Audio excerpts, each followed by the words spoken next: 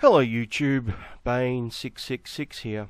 So let's get stuck into part 2. If you're new to this series, I highly recommend you look in the low bar and watch those videos listed before watching this one. Otherwise, this probably won't make a great deal of sense. One more thing to note, in this video I'll refer to Men's Respect Melbourne, as they're now known, as Men's Rights Melbourne, which is what they were known during the whole petition fiasco. So I just want to note that they've changed their name since, but I'll be referring to them as their old name, as I think that's in better context to the events. And one last thing before I get stuck into this, I do have the flu at the moment, and I'm running a bit of a temperature, and my throat is croaky as all fuck, so hopefully my voice is okay and not too croaky. Anyway, let's get stuck into it. Okay, here we get to the one thing that really embarrasses me. I call Men's Rights Melbourne by the name Men's Rights Edmonton for the entirety of this section, for no good reason other than I had seen the name somewhere when I was looking up other shit before the hangout. So, yeah, mea culpa here. Just substitute Melbourne for Edmonton when you hear me say it. Now, the really funny thing is, Chrisiousity can't even get this right. Although, to be fair, she does correct herself later on in her response to me. But what made her mix up the names Men's Rights Melbourne and Men's Rights Edmonton is the letter from the Keno. The letter from the Keno called Men's Rights Melbourne, Men's Rights Edmonton for some reason. Now, this is actually a fairly important point because it goes to the credibility or lack of credibility from the Keno, right? If they can't even get Men's Rights Melbourne's name right, then I think we have to question their credibility, but we'll go into that a little bit more later on. Now, the next bit that Chrisiousity goes into is in reference to me doing an interview with David and getting his side of the story. So it's totally adorable that Bane goes all listen and believe on this guy and just assumes he's being honest, and bless his heart. Now, I find this extremely amusing that Chrisiousity would have the audacity to accuse me of just listening and believing, considering in the hangout she only presented one side of the story, which was the Keno, right? Listen and believe, Chrissy, right? Because you didn't present any counter-arguments or any counter-opinions or counter-point of views, just the Kenos. Whereas in my video, I presented the Keno side, which Chrissy herself presented, and then I countered that with the other side, which David did, representing Men's Rights Melbourne. You see, then there's two sides, which people can then assess and come to their own conclusions, Chrissy. But apparently that's just listen and believe, right? Now, there are quite a few reasons why I take David's word over the Keno's word. Let me briefly explain them. First of all, David has been consistent from the start. He hasn't changed his story one bit. He did a hangout with me early October. He talked about it being a public event. It was very clear it was a public event and he wanted the public to come. At no point has he changed his story. He's been consistent. And you have to ask, what motivation would David have to book a private screening of the Red Pill and then try to sell tickets to the public? Why wouldn't he just book the cinema for a public viewing? You can do that, Chrissy. You know, why would he go to the hassle of lying to the Keno? That doesn't make any sense. Now, you offer an explanation for this later, which also doesn't make any sense. I'm going to have fun picking that bit apart. That's going to be interesting in a little while. But as far as I can see, David has no motivation for lying to the Keno. No motivation for booking a private booking when, in fact, he wanted a public booking. But let's look at the Keno side of the story. You know, the Keno who in their letter couldn't even get Men's Rights Melbourne's name right, because, you know, they obviously know exactly what they're talking about. The letter doesn't seem to be rushed at all, does it? So the Keno, and I do feel some sympathy for the Keno, the Keno found themselves in a very difficult position. On one side, they had screaming, angry feminists who were demanding that this pro-rape movie be removed because it was misogynistic and promoting violence against women, and people were swearing that they'll never go to the theatre again because any theatre which does promotes violence towards women is clearly bad, right? And on the other side, you had angry MRAs, angry anti-feminists, and angry people who are against censorship being pissed off that the Keno would cave into these misled, ignorant people. So the Keno is really in a no-win situation. It doesn't matter what they do, they're going to get shit, right? If they play the movie, they're going to get harassed by feminists. If they don't play the movie, they're going to get harassed by angry MRAs, angry anti-feminists, and angry anti-censorship people. And there's really nothing they can do to please both sides. But there is one thing they can do to minimise the damage, and that's called passing the buck. Now, anyone who knows human behaviour will know that this is a fairly common thing. When someone's put in a difficult situation, it's fairly common for them to say, hey, it's not my fault. I didn't do it. It's that guy over there. And businesses are no different. So instead of saying, hey, we caved into the angry feminist mob because they scare us, it's much easier for the Keno to say, hey, it's not our fault. Not our fault. Men's Rights Melbourne lied to us. They misled us and said it was a private booking when it was a public booking. And therefore, we've decided to cancel the contract. And it's got absolutely nothing to do with the petition and the screaming angry feminists. No, that's just a coincidence, of course. Now, if we line up these two things, if we line up the consistency of David's story and the fact that he has no motivation to lie to the Keno, and we compare it to the Keno getting simple facts wrong and them having motivation to pass the buck, yeah, I'm going to side with David. Now, if you disagree with that, Chrissy, that's fine. That's your opinion. You can think whatever you want. But you know what? At least I presented both sides of the argument, which gives you the choice, right? Gives you the chance to compare both sides, to look at the full argument, not just one half like you presented. Listen and believe, Chrissy, remember that. But the whole argument, both sides. And then, when you're fully informed, that's when you can choose what you want to believe. Right, Chrissy? But let's continue. Unfortunately, this doesn't help anybody who's not just willing to believe him, because what we have here is two people saying very different things. So let's go to this email, which we've all mentioned, which again, they put up, men's rights, men's respect, whatever, they put it up on their counter petition themselves. So I'm just going to read the relevant portions and it'll be late. Hi, David. This email is in regards to your booking at Keno Cinemas on Sunday, 6 November 2016. Initially, at the time of accepting the booking, we were under the impression that this would be a closed, private screening advertised to your members. As this is advertised as a public event, to which you are selling tickets, we've been made aware of the wider attention the screening has attracted. Additionally, we were unaware of the content of the film. Although we are yet to see it, we've since become aware of the controversial nature of the documentary. And then they go on for another 3 paragraphs and end up saying, please consider this email as cancellation of the booking. So that's what Keno Theaters has to say for themselves. And Men's Respect here does correct them on one thing. Right below it, they say, we made the cinema well aware of its content months in advance. So, apparently, it was a priority to correct that impression, but not to correct the impression that they were hinky in their dealings? Okay. Actually, David did address this in the hangout interview I did with him. Maybe you weren't paying attention at that point, Chrissy, but let me explain it to you again. Basically, at the time the counter petition went up, things were in chaos. They'd just been informed that they couldn't show the movie. I think they had a week to find somewhere else to show the movie. And David was being rushed off his feet doing interviews with numerous media outlets.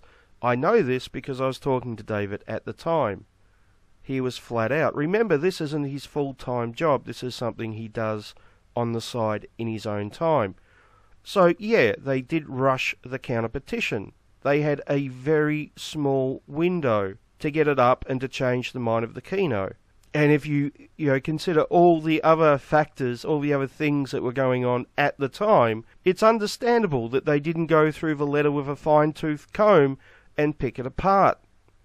Also consider that the counter-petition was hoping to change the mind of the Keno. So, maybe calling them liars wouldn't have been a good thing at the time, would it, Chrissy? But by all means, continue.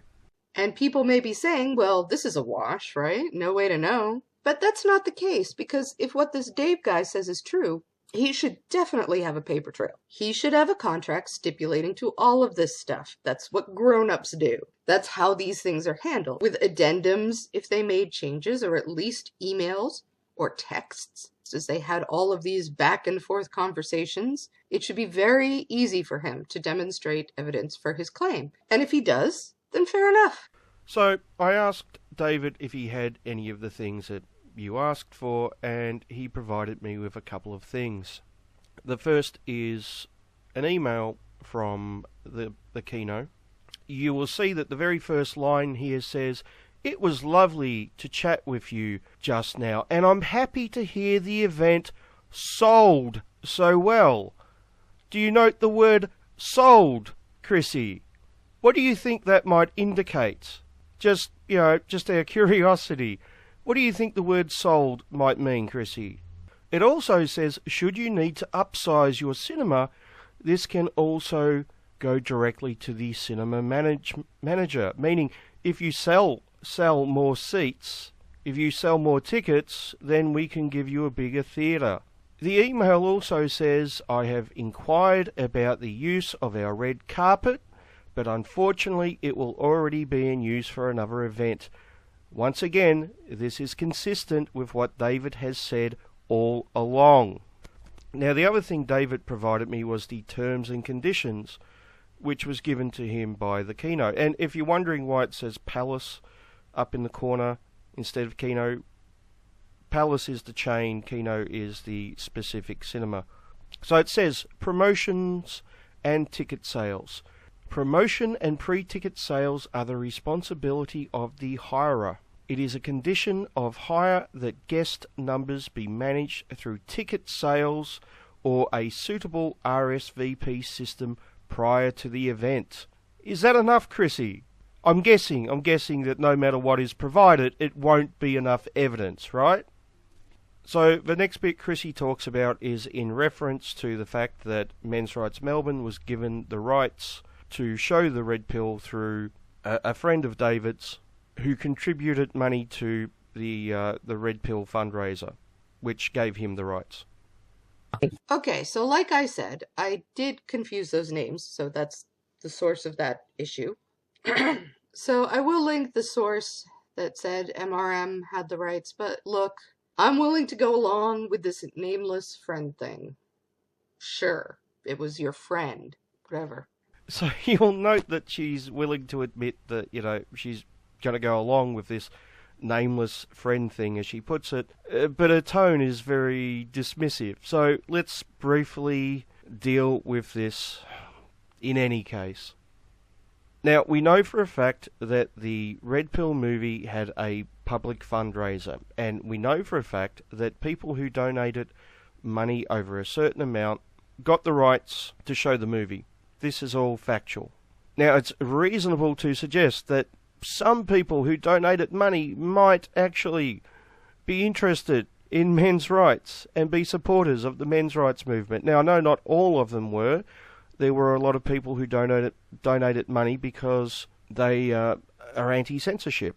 But at least some of the people who donated money would have been supporters of men's rights and the men's rights movement. So it's perfectly reasonable that one of these individuals who donated money would then donate the rights to a men's rights group. And it's also reasonable that one of these individuals might not want to be identified because he might not want 2,000 angry feminists turning up at the doorstep of his business, causing trouble. You know, like what happened to the Keno. Now, I know the feminists didn't turn up literally at the Keno's doorstep. They didn't have to, did they, Chrissy? They could do it online. But you get my point. It's reasonable that the person who donated the rights might want to remain anonymous. I understand that. I remain anonymous. You do as well, Chrissy. I suspect you understand that just as well as I do. And I don't see any reason why David would create a fictional friend. If he had the rights himself, then surely he would just say that, right? So I'm not exactly sure why your tone is so dismissive of something which is so straightforward and logical and ultimately unimportant.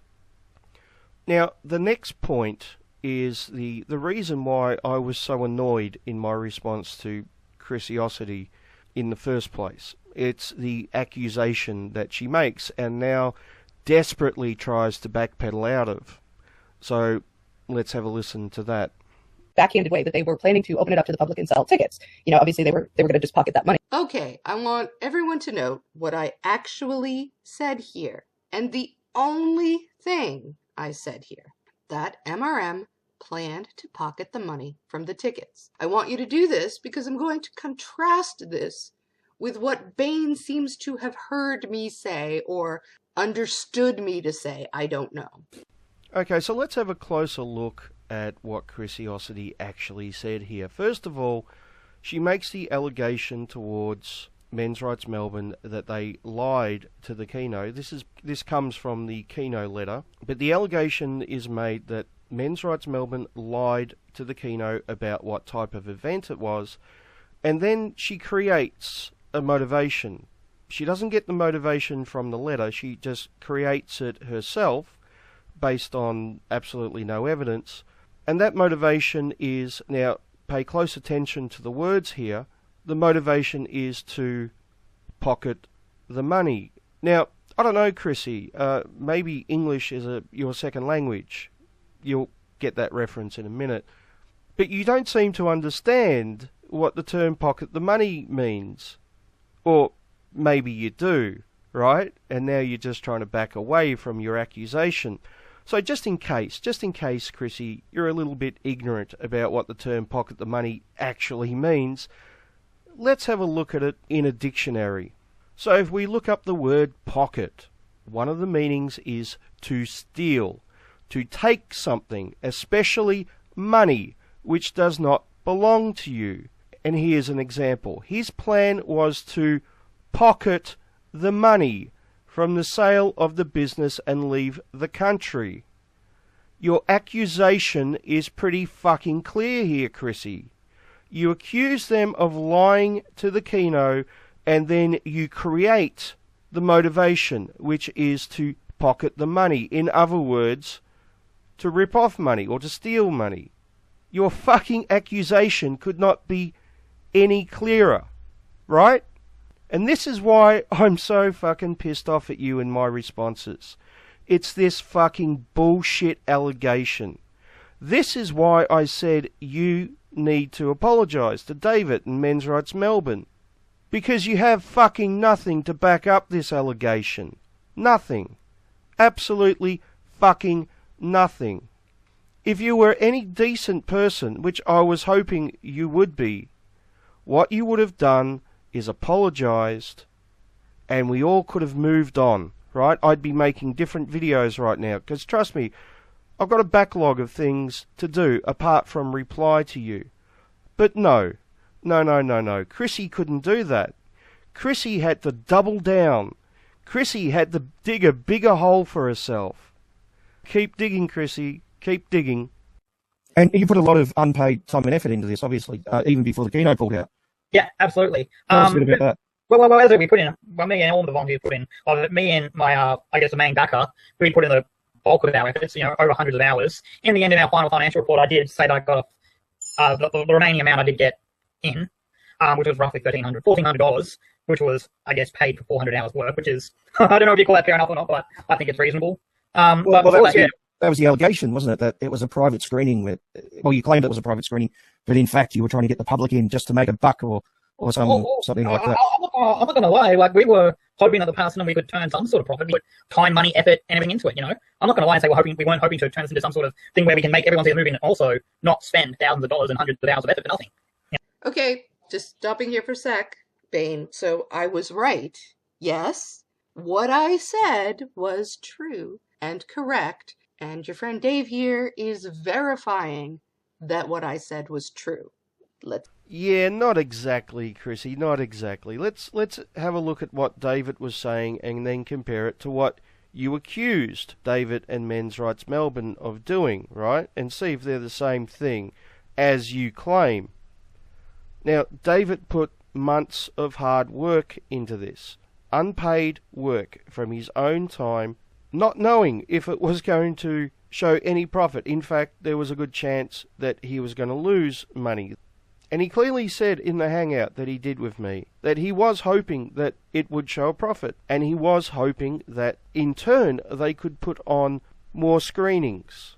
And he said at the end result was there was a small amount of profit, which he described as a cherry on top, right? Not the main motivation, but a bonus. Now, this is all very, very different than what you accuse them of, which is lying to pocket the money, right?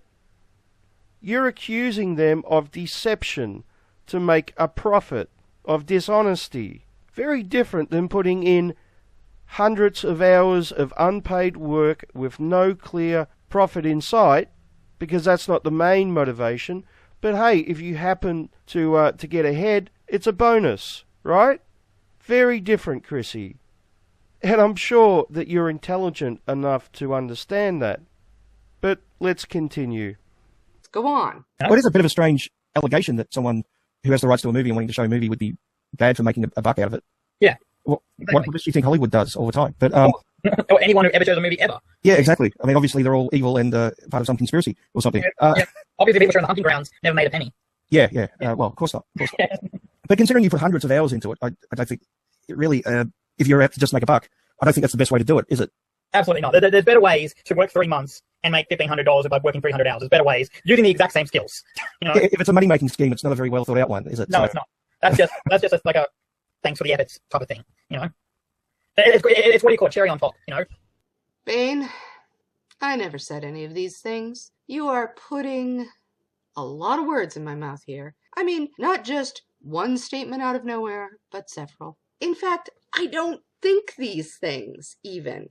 You don't think these things even. That's an interesting way of viewing things, Chrissy.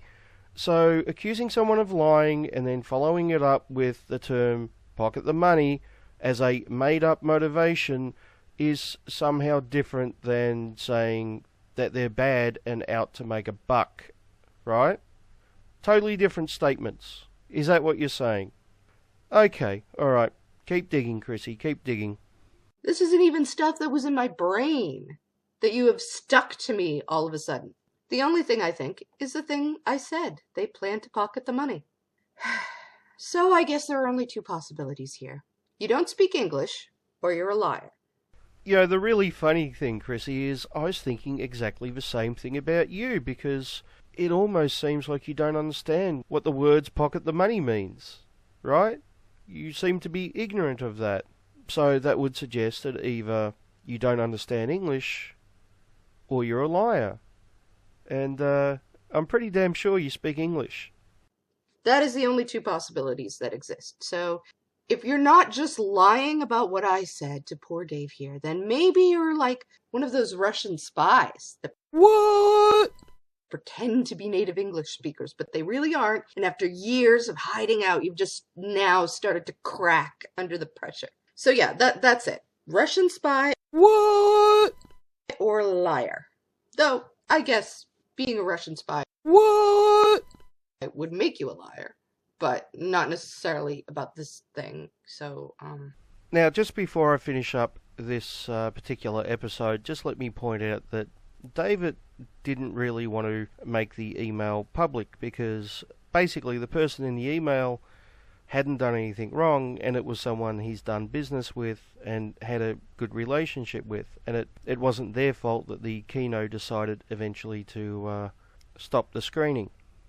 But thanks to Chrissy's allegations, David had no choice but to present the email. So well done, Chrissy.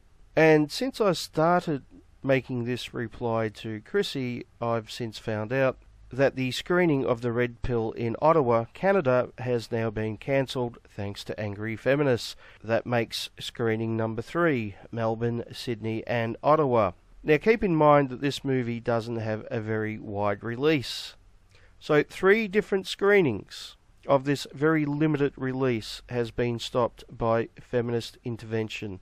But I'm guessing that's just all an MRA plot, right, Chrissy? Oh, sorry, I think I got your name wrong. It's not Chrisiousity, is it? It's Conspiriosity. I think that's what everyone should start calling you.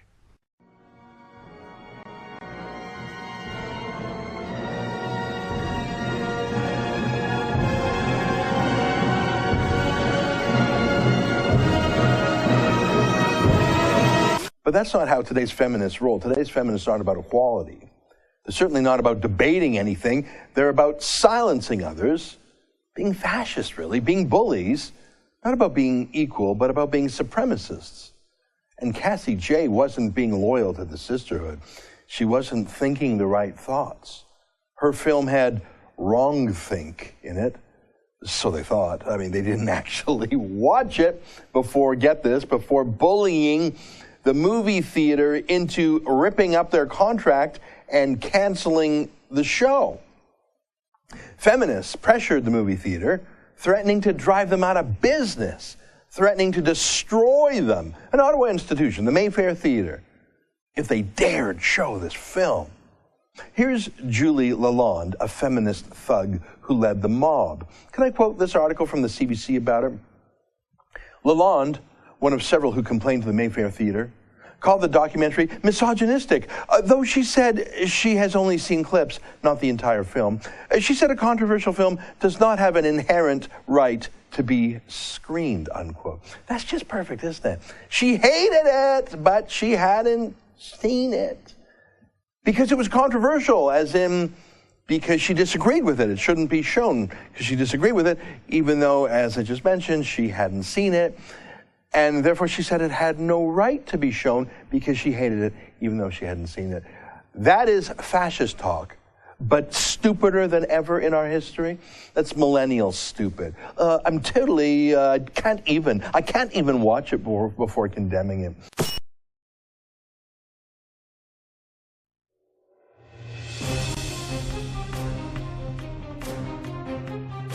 I'm Steve Burley with Studio Burley, and I'm in front of City Hall in downtown Ottawa. The Red Pill by Cassie J is now being shown inside City Hall. It started at 3 p.m. and it's about 4 or 5 p.m. right now. There was a small demonstration by the revolutionary student movements, and I tried to talk to them. That fell apart rather quickly, and I got a little bit frustrated. There was a little bit of shoving and words going on. You'll see some of that in the clips here.